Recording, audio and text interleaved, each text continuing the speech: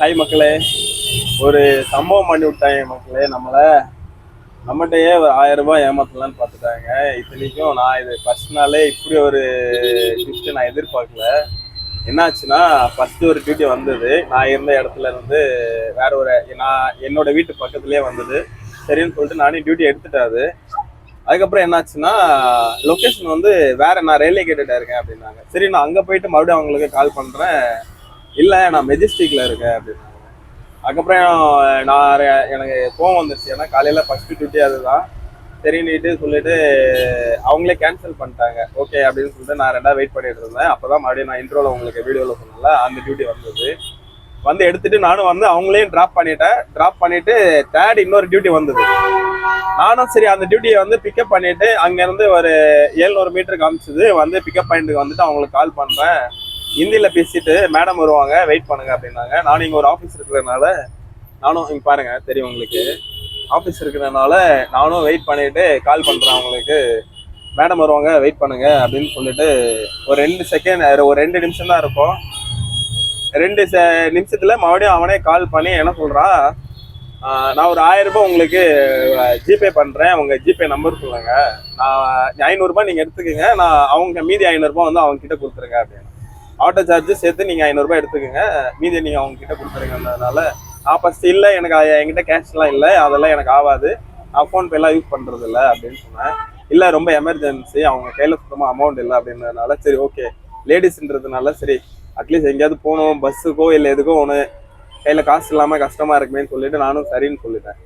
இவன் என்ன பண்ணா, என்கிட்ட ஜிபே நம்பர் கேட்டுட்டு நானும் ஜிபே நம்பர் சொல்லிட்டேன் அவங்ககிட்ட. நீங்க மெசேஜில் போய் பாருங்க, உங்களுக்கு 1000 ரூபாய் நான் கிரெடிட் பண்ணியிருக்கேன் அப்படின்னா. மெசேஜ் வந்திருக்கு. ஏன்னா என்னோட அக்கௌண்ட்ல இருந்தது 60 ரூபாய் தான். இதுல போய் சொல்றதுக்கு ஒண்ணுமே இல்லை, 60 ரூபாய் தான் இருந்தது, அதுவும் ஜீரோல தான் இருந்தது. காலையில என்னோட தம்பியை வந்து ஒரு 100 ருபீஸ் சென்ட் பண்ணோம், ரேபிடோக்கு அது 40 ரூபாய் ரீசார்ஜ் பண்ணிட்டு 60 ரூபாய் மீதி பேலன்ஸ் அதுல இருக்கு. வேற எந்த அமௌண்ட்டுமே கிடையாது. நான் நேற்று நைட்டே இருந்த ஃபுல்லா ட்ரை பண்ணிட்டேன். எனக்கு மற்ற செலவுலாம் இருந்தது, அதனால நைட்டே நான் எல்லா காசையும் எடுத்துட்டேன். அக்கௌண்ட்ல சுத்தமா ஒரு பைசா கூட கிடையாது. அந்த 60 ரூபாய் விட்டு நான் மறுபடியும் அவன்கிட்ட கேட்கிறேன், கூகுள் பேல சென்ட் பண்ணியா இல்லை ஃபோன்பேல சென்ட் பண்ணியான்னு கேட்கிறேன். அவன் என்ன சொல்லிட்டான், யூபிஐ ஐடி அப்படின்னு சொல்லிட்டான். என் நெட் பேங்கிங்ல யூபிஐ ஐடியில சென்ட் பண்ண அப்படின்னா.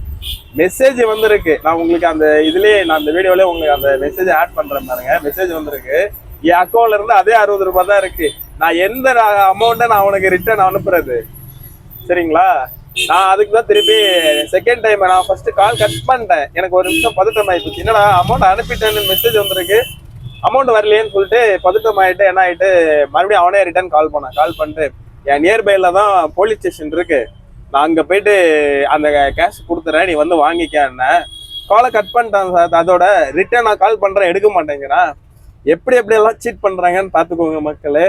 ஆட்டோ ஓட்டுறதுல எவ்வளவு கஷ்டம் இருக்குன்னுட்டு எனக்கு இன்னைக்குதான் அது புரியுது.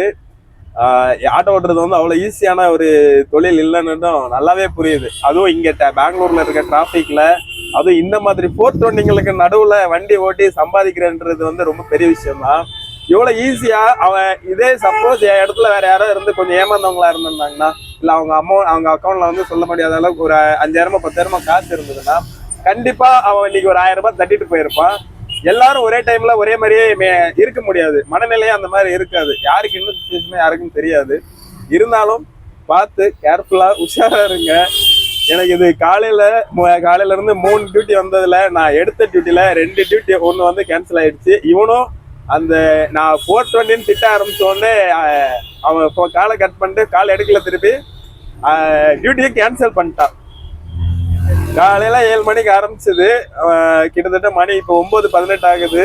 அதுக்குள்ள 3 பேர் வச்சு செஞ்சுட்டாங்க. அதுல நடுவுல வந்து ஒரு டியூட்டி மட்டும் தான், அது வந்து அப்பார்ட்மெண்ட்ல பிக்கப் இருக்குன்னு சொன்னல அந்த டியூட்டி. அவங்க மட்டும் ஒரு பொண்ணு வந்தாங்க, கூப்பிட்டு போயிட்டு சேஃப் அவங்களை இறக்கி விட்டாச்சு. பார்க்கலாம் இன்னைக்கு ஃபுல்லா இன்னும் என்னென்ன கூத்தெல்லாம் வெயிட்டிங்ல இருக்கோ தெரியல. எனக்கே என்ன நினைச்ச சிரிப்பா இருக்கு, என்னடா இது பொழப்பு அப்படின்ற மாதிரி இருக்கு. பார்ப்போம். இன்னைக்கு ஃபுல்லா நான் காலையில இருந்து எவ்வளவு தெரியுமா, 123 நம்ம ஓட்டி இருக்க அமௌண்ட், சரிங்களா?